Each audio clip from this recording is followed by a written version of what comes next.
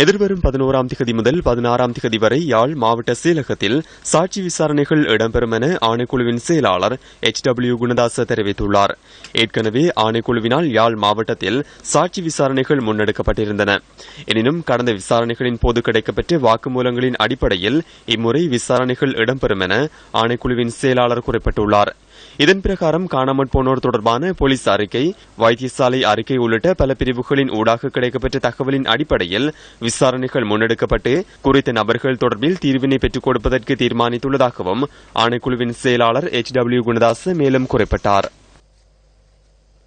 முன்னிலை சோசலிச கட்சியின் அரசியல் குழு உறுப்பினர் குமார் குணரட்னம் எதிர்வரும் 27ஆம் திகதி வரை விளக்கமறியலில் வைக்கப்பட்டுள்ளார். கேகாலை நீதவான் பிரசன்ன அல்விஸ் முன்னிலையில் ஆஜர்படுத்தப்பட்ட போது இந்த உத்தரவு பிறப்பிக்கப்பட்டுள்ளது. இதன்போது சந்தேக நபரினால் பிணை வழங்குமாறு கோரப்பட்ட நிலையில் அதனை பரிசீலிப்பதற்காக எதிர்வரும் 27ஆம் திகதி வரை வழக்கு ஒத்திவைக்கப்பட்டுள்ளது. விசா இன்றி நாட்டில் தங்கியிருந்ததாக குமார் குணரட்னம் மீது போலீசார் நீதிமன்றத்தில் வழக்கு தாக்கல் செய்திருந்தனர்.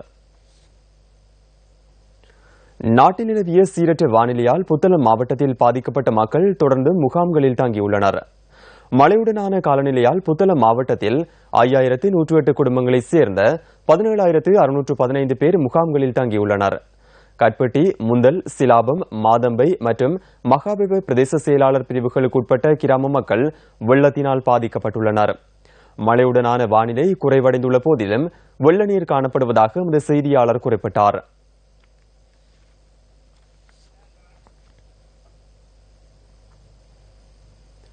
குருநாகல் வல்லம்பிட்டிய பகுதியில் இடம்பெற்ற வாகன விபத்தில் பெண்ணொருவர் உயிரிழந்ததுடன் 3 காயமடைந்துள்ளனர். சம்பவம் தொடர்பில் பஸ் சாரதி கைது செய்யப்பட்டுள்ளதாக போலீசார் குறிப்பிடுகின்றனர். பஸ்ஸுடன் முச்சக்கர வண்டி மோதியதில் இன்று காலை 7:45 மணியளவில் இந்த விபத்து இடம்பெற்றுள்ளதாக போலீசார் குறிப்பிட்டனர்.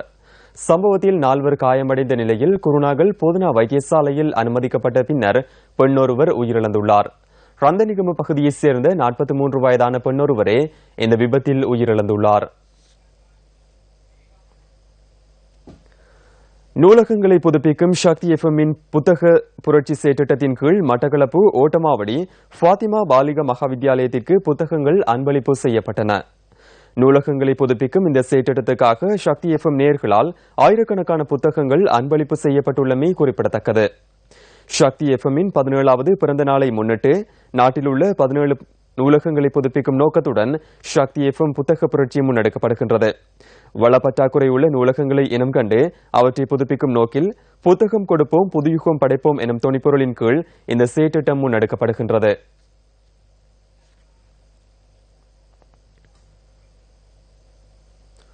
நாட்டில் ஏற்பட்ட அசாதாரண சூழ்நிலை தற்போது முடிவடைந்துள்ள பின்னரும் நாட்டின் சில பகுதிகளில் அபிவிருத்தி பணிகள் நடைபெறாமல் இருப்பது கவலைக்குரியது.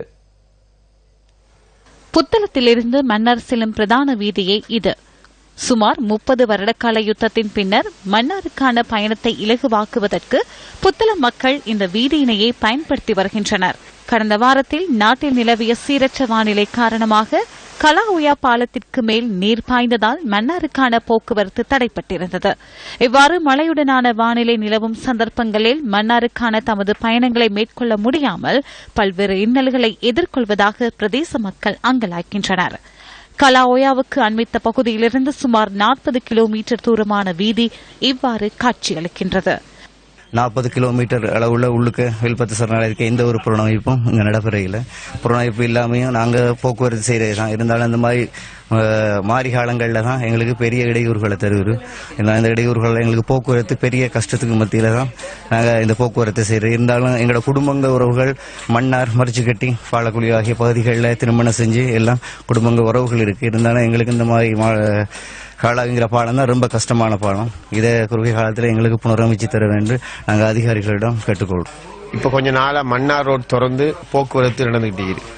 இந்த மழை பெஞ்சு பாலத்தின் மேலே தண்ணி போகிறதால எல்லாம் அப்படியோ தாமதமாகி போச்சு. வாகன போக்குவரத்து இல்லை.